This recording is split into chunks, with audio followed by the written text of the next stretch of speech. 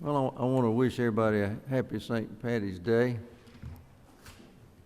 Is Ron Stevens here? I don't see him. I was wondering if the Savannah River was green today. It's wet. Okay. All right. Gosh, where is everybody? Well, the important ones are here, aren't we?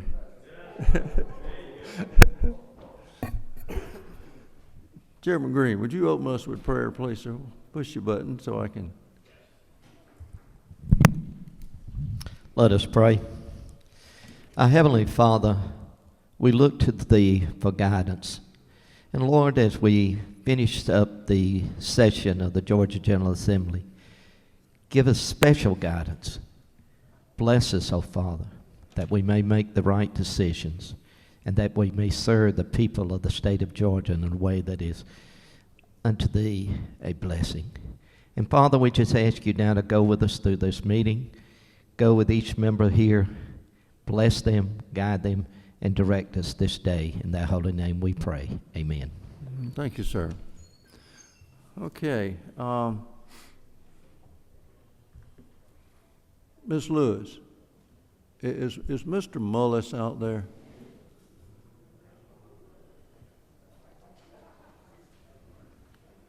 Chairman Stevens, I just asked if the Savannah River was green today. Huh? Fountain's green? Where's the green? You know, aren't you celebrating St. Patty's Day today?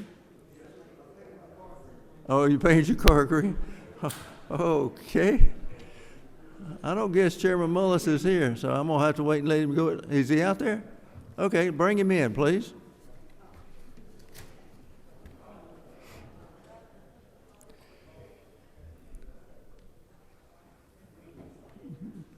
Morning, sir. I know.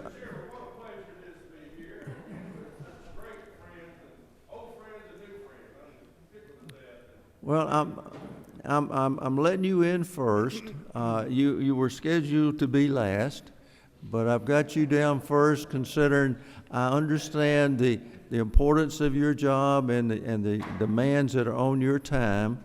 So I'm gonna go ahead and let you present Senate Bill 221. Who, from what I understand, Whip Kelly is going to be carrying for you. Yes, sir. Okay. Northwest Georgia, they say up there. Okay.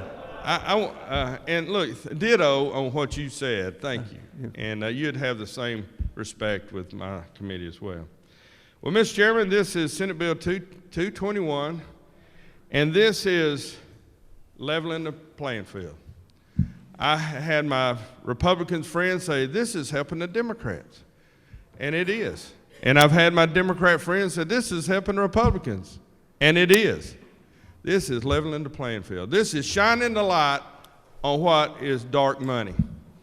This will make PACs, in this regard, transparent. It affects some statewide positions. It affects the Republican caucus and the Democrat caucus on both chambers so that they can raise money, but it will be transparent. Everything will be disclosed of who gives you the money and how you spend it. In the current PACs, that's not always the case. So this, again, is the fair fight, they say. This, again, is leveling the playing field, and I'm proud to bring it to you today. Okay, we got a couple of questions. Sure. Chairman Fleming? No, he passes. Mr. Williams. Thank you, Mr. Chairman. I don't pass. Okay. Good to see you, Mr. Chairman. You too. Thank you. From the man from the coast. How does this affect federal elections? I don't believe it does. This is just a statewide, state elections. Let me make sure. Thank you. Mr. Wilkerson. I'm going to try to. Thank you, Mr. Chairman. I can hear you. Hey, thank you. Quick question. So I guess this would require these leadership PACs to kind of disclose contributions and expenditures similar to what we do as elected officials. Absolutely. One question. If that is the case, then would these PACs also be prohibited from raising money during sessions similar to what we are? Currently, any PAC is open for contributions during session because they're PACs, or Political Action Committee. And the kind that some people have, we cannot direct it. I mean, I have a PAC and I can't tell it what to do at no time. I have to rely on the PAC committee to decide. But a lot of times, you know, there are a lot of questions in that. Okay, so last question, I guess. Yes. So as an individual, I mean, as the lowly whip, I can direct where it goes, but if we had one of these leadership PACs, I can raise during session and direct where it goes. Is that correct? That's correct. I mean, I'm not going to because I'm. Yeah, and but- I wouldn't but, either. you know. I wouldn't either, but we're talking about a group access. I mean, your caucus would be able to raise it if they chose, not individually. Now, the high positions, they could do it too. Yeah. Okay. Oh, very good. See no more questions. Thank you, sir. Thank you, and please allow me to be of service to you. Thank you, sir. Have a good day. Okay, is Senator Anderson outside?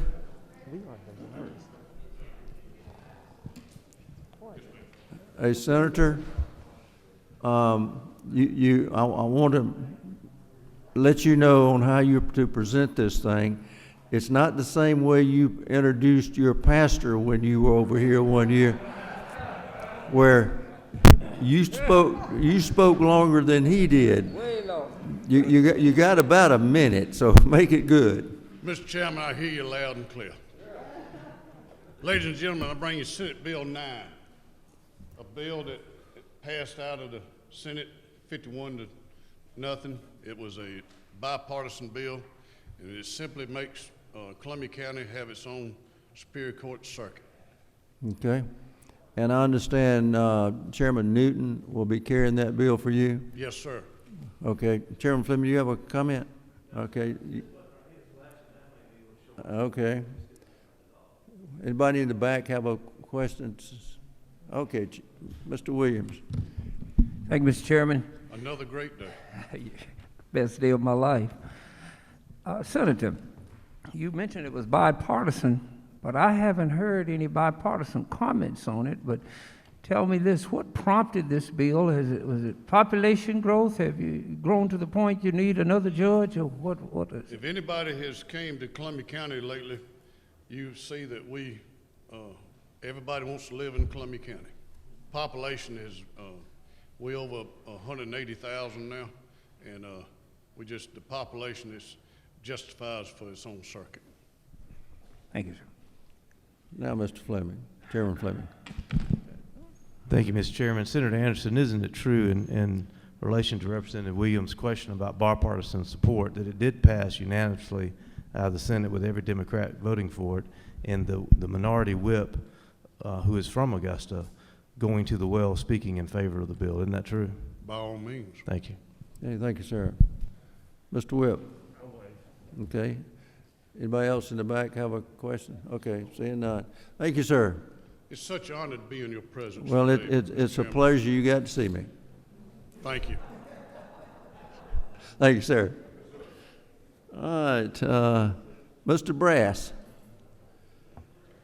He has Senate Bill 32, and from my understanding, Mr. Gullett will be carrying that bill for you? That's accurate, Mr. Okay, Chairman. Senate Bill 32, go ahead. Thank you, Mr. Chairman. This bill is simple. It actually, under current law, all state, county, and city employees are exempt from public record, and we're simply adding federal employees to that. And then that's in section, I believe, 3. In section 1 and 2, actually, we've added some language from Representative Gullett where he worked with the Secretary of State's office to tie up a loophole to where you can look up home addresses to anyone that is licensed through the Secretary of State. We're simply tying up that loophole and making it to where you can't go in and look up a nurse or a builder, can't look up their home address through the Secretary of State's website. Okay. Well, I don't see any questions. Thank you, sir. Thank you, Mr. Chairman. Senator Dixon. He has Senate Bill 34, and Representative Bonner, I understand, will be carrying that bill for you. Is that correct? Yes, sir. Yes, sir, Mr. Chairman. That's correct. Okay, go ahead. Now, this is your first time here, isn't it? Yes, sir, it is. Okay. Welcome.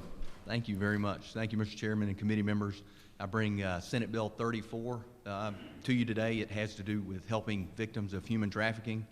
It allows them to change their name under seal, and then it also would allow the court to waive the requirement of having to publicize in the paper for 4 weeks, running their name change request in the paper, just to protect these victims of human trafficking. Okay. Well, I see no questions. Thank you, sir. Thank you very much. Have a great day, and All right, you too. You're always welcome back. Okay, hey,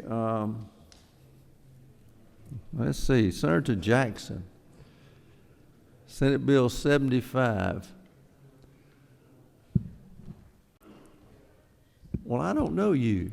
Good morning, sir. I'm Senator Kim Jackson. Where are you from?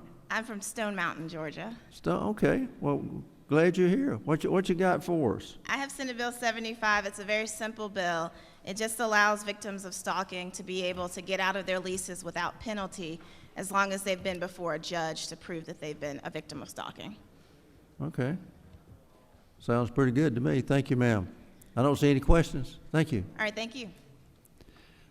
All right, Senator Tippins, Senate Bill 143.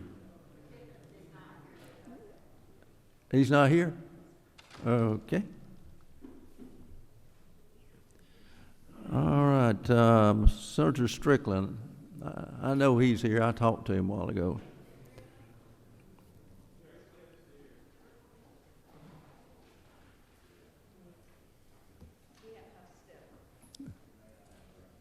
He'll be next. Thank you, Mr. Chairman, members of the committee. I have Senate Bill 163, and this is the bill that the Chief Justice mentioned yesterday as a bill that help us get jury trials going again in our state so we can get our criminal cases tried in the next couple of years. Okay, and Senator Representative Gunter is going to be carrying that bill for you? Yes, sir. Okay. Is that the only one you got? That's all I have today. All right. Thought we trained you better. I'm working on it. Good to see Okay. y'all again. Okay. Senator Huffstedler. He has Senate Bill 148. It's on your yellow sheet. And Chairman Hawkins will be carrying that bill for him. Senate Bill 148, Senator. Thank you, Mr. Chairman. This bill attempts to do the same thing that was done in 2010. We had a study committee formed from economists, executives. It was headed up by A.D. Frazier, which I never knew him that well, but people told me that they knew him, and also he and Billy Payne were the two that did the '96 Olympics together. And this committee brought college professors, CPAs, different groups together to say, what can we do to make Georgia more competitive? And a lot of good things came from that study committee. And at the time we were number 8 to do business in, moved up to number 1. Many of the things that they recommended, such as the transportation tax, changing the way we did it, taking the tax off of energy. A lot of good initiatives came out of that. Even some sales tax things we extended that finally took place this last year were out of this committee. So this just sets us up to go through the end of next year and have a long-term look at it and what we need to do for the next decade to continue to be competitive. Okay. Well, you did a good job. You have no questions. Thank you. Hold on. Okay. Okay. I think I got you. I had to turn them all on back there. Go ahead. Thank you, Mr. Chairman. And I know we spoke about this yesterday, but being a CPA and we're talking about tax reform, I get a little excited, but I'm less excited because there are no CPAs on this commission. And I've talked to some fellow CPAs, and they are concerned with the fact that we're doing tax reform with no CPAs being guaranteed on that committee. And so that makes it harder to support, which I think is a great bill, but I just don't know how we do that. Well, I talked to Don Cook, who is the head of the Georgia Society of CPAs, and I also talked to a gentleman that was on that committee that was a CPA. He now lives in Arizona, and he talked about how great the committee was. They didn't specify it in the last bill. I didn't specify it in this one. I think it's important in the appointments that we make that we do put a CPA in there and I feel confident that there will be one on this committee. Do you further yield? I yield. Would you be open to, I mean, three economists, I mean, three economists, it seems like it's more economic development than tax reform. And would you be open to at least guaranteeing that one CPA is on there and not relying on one of the appointments of the other groups being out there? Because I did also talk to Mr. Cook, and they don't make recommendations necessarily, but like I said, as a CPA, I just don't know how we do this. From what I understand, the speaker and the lieutenant governor can appoint pretty much anybody they want to. So, you know, they could appoint a CPA, both of them could appoint a CPA, so. Okay, I mean, I'm neutral on the issue. I think we will have a CPA on the committee just like last time. Okay, 55, Chairman Martin. Thank you, Senator.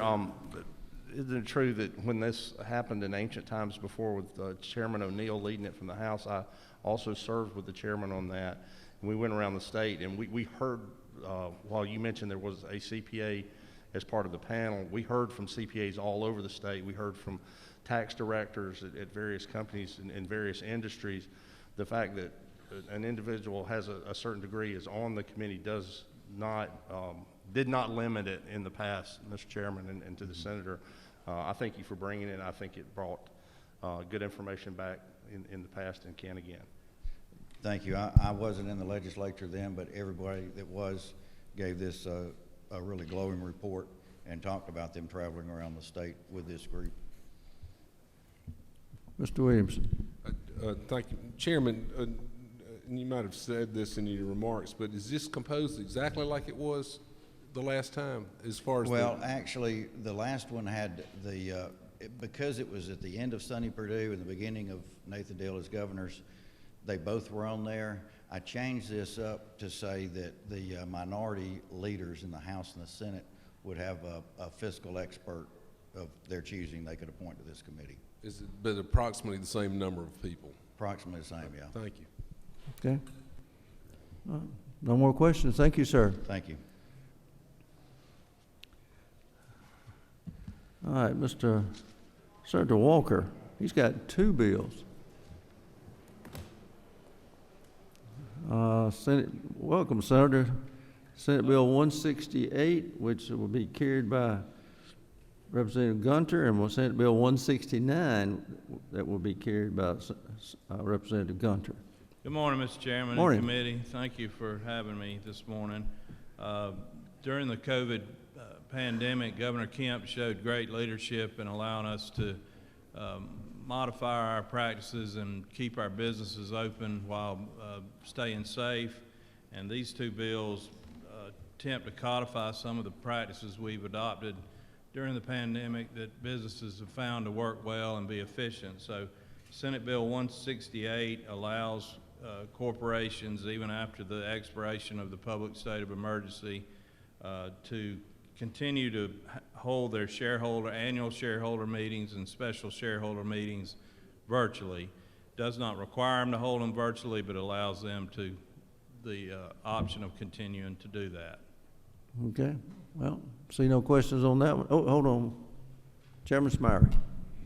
Senator, Representative Gunter had the same type of bill with virtual shareholders. What's the difference between the bill he had allowing for shareholders and this bill? I was just curious. I don't think there's hardly any difference, Mr. Dean. Right. We did change ours on the Senate floor to make it become effective upon the signature of the governor. We changed the effective date on ours. I don't know if y'all did that on his, but that's a good addition. They're parallel That's bills. a good addition. Thank you. Okay. Thank you. All right, 169. Same type concept. During pandemic, the governor allowed contractor surety bonds to be signed digitally and remove the requirement for a raised seal. That has worked well. It's efficient. It saves time, and it also saves like FedEx cost and stuff like that. The insurance industry favors it. The construction industry favors it. DOT's okay with it. We want to allow them to continue to use digital signatures and a digital seal on surety bonds Okay. for public projects. Well, I don't see any questions. Thank you, sir. Thank you, Mr. Chairman. Well, the next one who's coming in is kind of interesting. You know, Mr. Hatchett, we got two of y'all here now? Afraid so. All right, Senator Hatchett.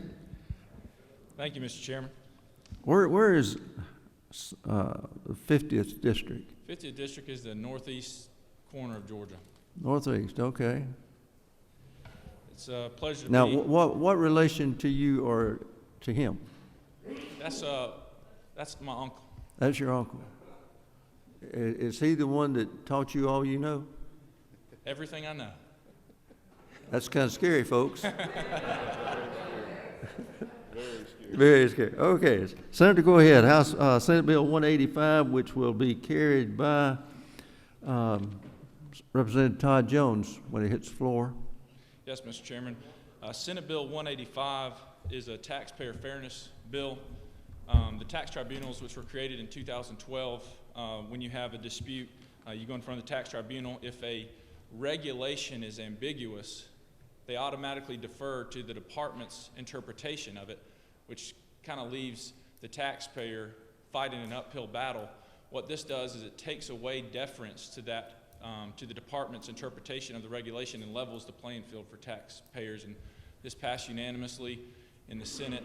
There is no opposition, and I appreciate it moving forward over here in the House. You got a question, Chairman Hatchett.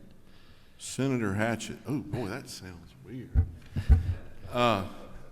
So this is a bill that's for the people. It gives the people a little more more level playing field with the agencies and departments, correct? Yes, it does.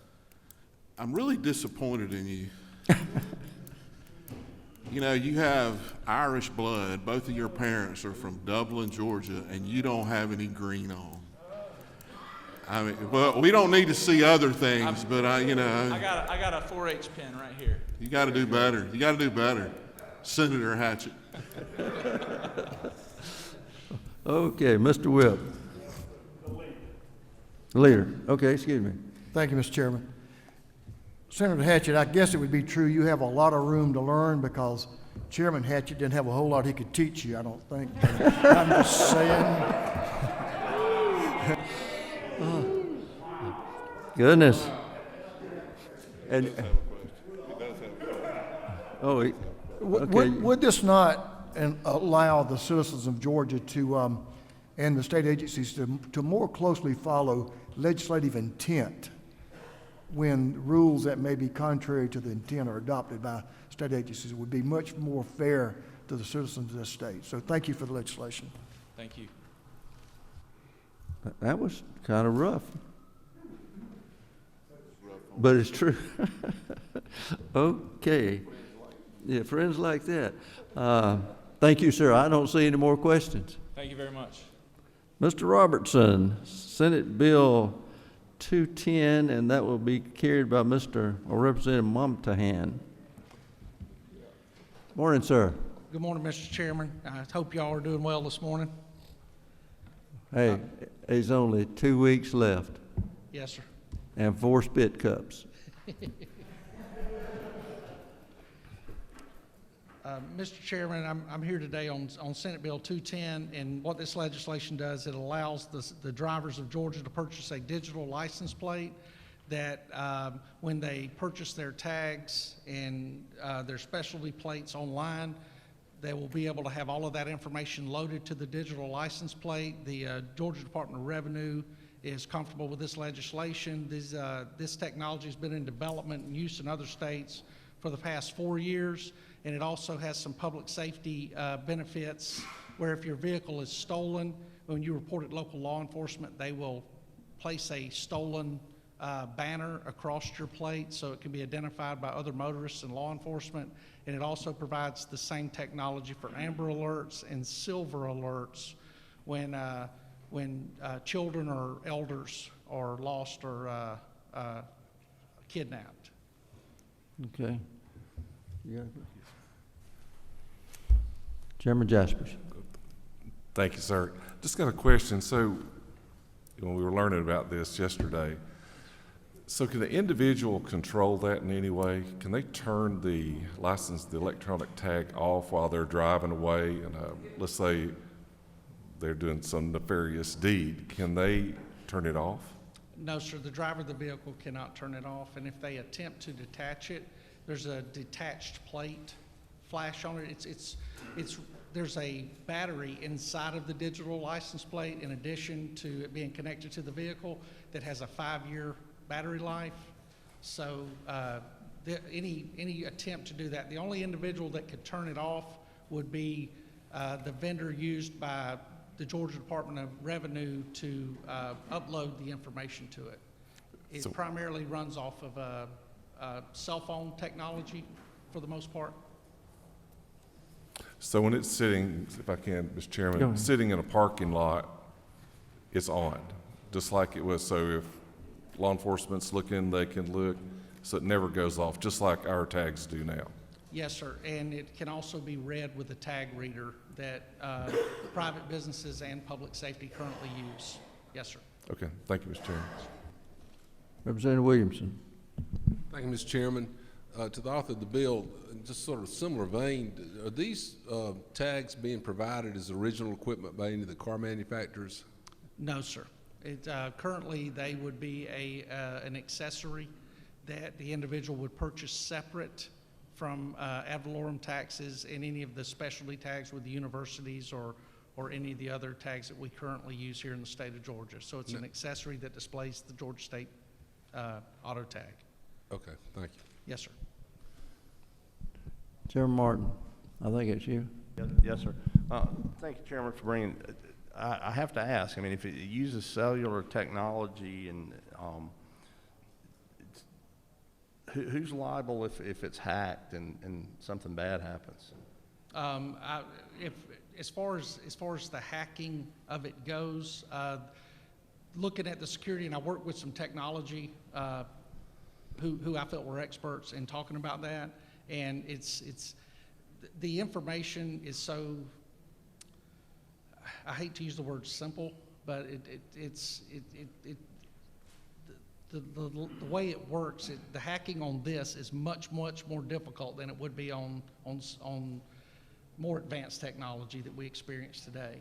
Based on what they've told me, all the technology is self-enclosed, and if you think about it, it's tough for someone to hack your cell phone. What they do is what you ever download and put into your cell phone is where most of the time your cell phone is penetrated. And on this, the penetration is not there on the individual item. If I can follow up, I guess I'm more concerned with if somebody at the state can put something on that tag, an Amber Alert, then that could be hacked and something else could be put on that tag. If that occurs and they put a message on that tag that causes somebody to be pulled over, I'm trying to think, where does the liability land? Does it land on the company? Does it land on the state where sovereign immunity would be pulled? I mean, and I know this is permissive. I mean, if I'm worried about that, I don't get one. But maybe I can talk to you offline about just where that liability, and then how many vendors do this now?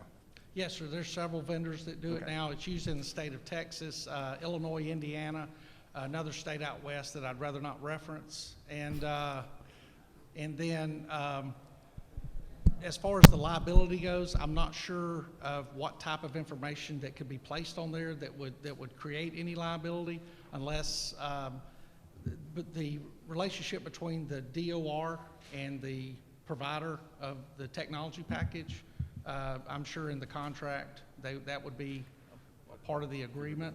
But I think the liability part of it, the only thing I could think of would be if a stolen banner was put across the top and the individual was stopped by law enforcement, then a records check, GCIC check, and a vehicle check on that would show that the vehicle was in fact not stolen. Okay, thank you, sir. We've got a couple more. Who's back here in the back with Mr. Williams? Mr. Chairman, I really, when I listen to Representative Martin and Chairman Estrada, I'll be frank with you. I ain't comfortable because if you can hack my phone and a 16-year-old can hack into Citibank, and we're saying now Georgia's got something that's unhackable, I got real, but when you speak, Representative Martin, I'll get more. What I really wanted to say was, one of the best parts of life in Georgia is being able to see what county you're from. And you're taking away the last of it, all these vanity plates, you can't hardly tell. Now I won't be able to tell anything anywhere. Yes, sir. Okay. Mr. Leader. Thank you, Mr. Chairman. Gentleman yield. Yes, sir.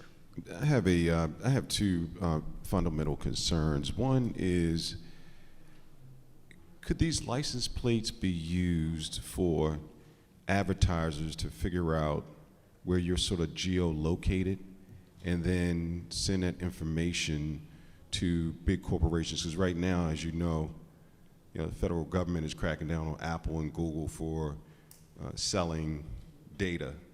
So the hacking doesn't necessarily bother me. It's how they can geolocate you and then have advertisers figure out what you're doing. And are there any protections to keep that locked away? Or is this something that potentially can be sold to advertisers that could potentially see where you are in cars next to you to figure out how they can get more intrusive into what you're doing?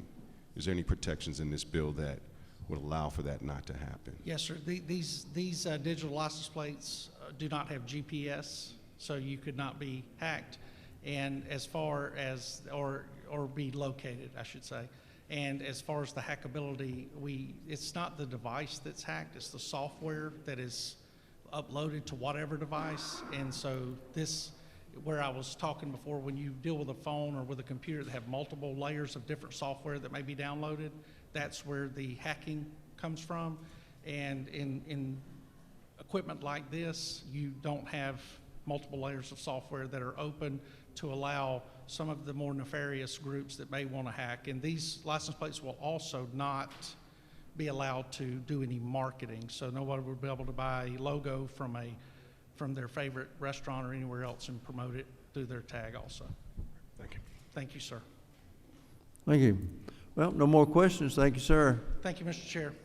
I understand Mr. Tippins is outside. Send him in. Senate Bill 143.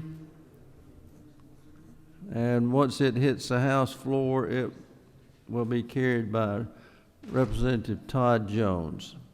Morning, Senator. Morning, Mr. Chairman. How you doing? Take your mask off so we can see you and hear you. Thank you, sir. Thank you very much. I appreciate it. Senate Bill 143 is very simple. It has a one-word change on line 72. This was a lien bill, a reform bill that was passed last year, almost unanimously, I think, in both chambers. That bill took the word lien out in 3 or 4 different places and inserted in its place the word affidavit. There was one place that it was skipped on line 72. This bill corrects that. Corrects one word. Corrects one word, takes out the word lien, puts in affidavit, and that's affidavit of notice. Okay. Well, I see no questions. Thank you, sir. Thank you so much. I appreciate it, Mr. Chairman.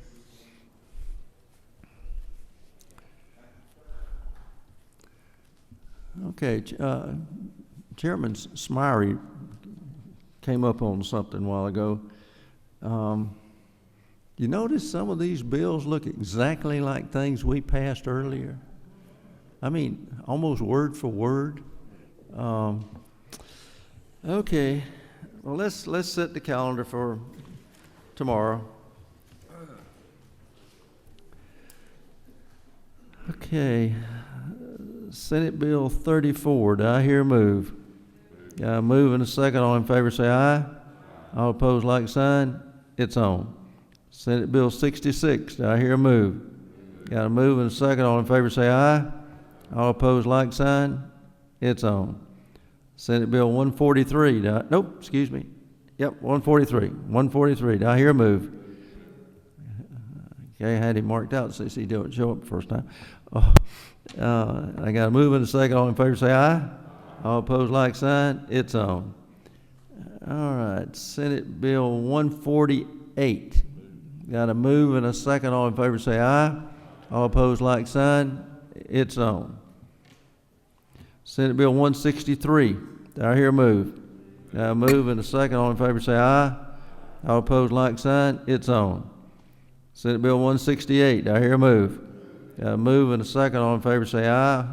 All opposed, like sign. Senate Bill 169. Do I hear a move? Got a move and a second. All in favor say aye. All opposed, like sign. It's on. Senate Bill 210. Do I hear a move? Got a move. Senate Bill 210. Got a move and a second. All in favor say aye. All opposed, like sign.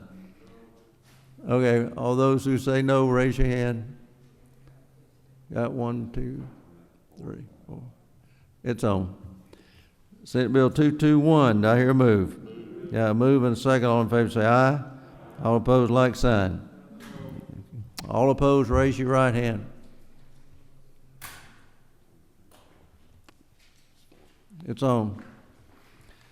That concludes the calendar for tomorrow. We have a motion from the Majority Caucus Chair.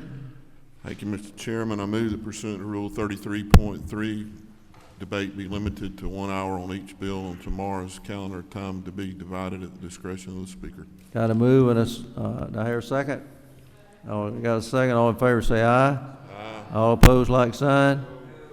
Okay, those opposed, raise your right hand. Count. Okay, motion carried. Thank y'all. Y'all have a good day. Happy St. Patrick's Day.